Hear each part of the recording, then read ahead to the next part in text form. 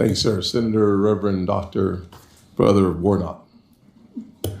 Well, thank you so much. Your introduction was prescient. You'll see why, Brother Chair. According to a recent Fox News poll, more than half of all voters feel that President Trump's economy only helps rich people, with an additional 15% saying his economy helps, quote, no one. And that same Fox News poll found that 3 out of 5 voters feel pessimistic about the economy. Doesn't matter much what those of us on this panel feel. What do the American people feel? Consumer sentiment is near record lows.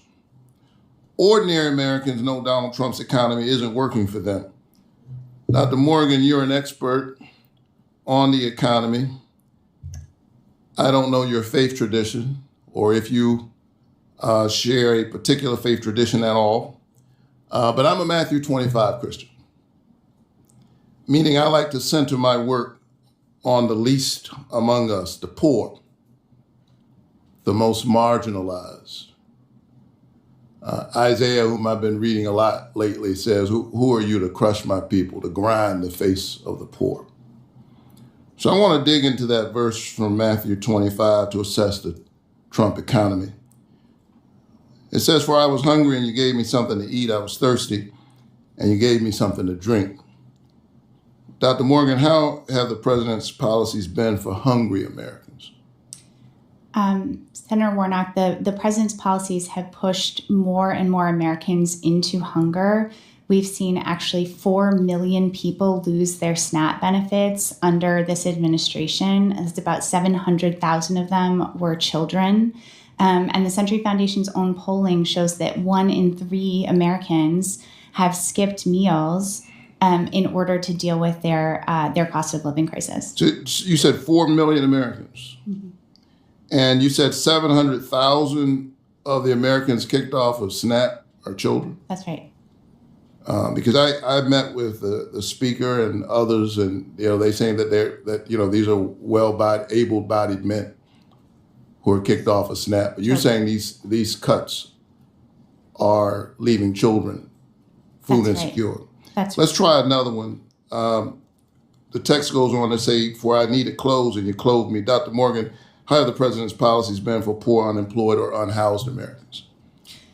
The tax cuts alone had a massive effect on low-income families. Low-income families actually lost money under H.R. 1 to the tune of about $1,200. That's the one big, beautiful bill. That's right.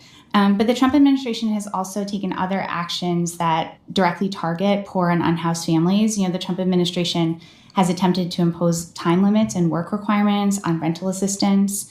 They've proposed cuts and changes to programs that support the homeless. And then rising utility costs are also hurting the poorest families as well. Matthew 25 says, for I was sick and you looked after me. What about the president's health care policies, especially when it comes to health care affordability?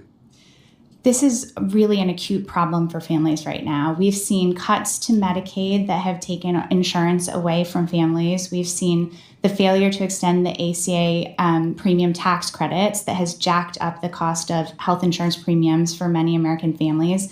We're also seeing increasing costs on employer-sponsored plans. So people are really faced with the choice right now of being uninsured or choosing, kind of like a skimpier health insurance plan in order to get coverage. And at the same time, the Trump administration and Washington Republicans cut $1 trillion out of Medicaid. They call it waste, fraud, and abuse.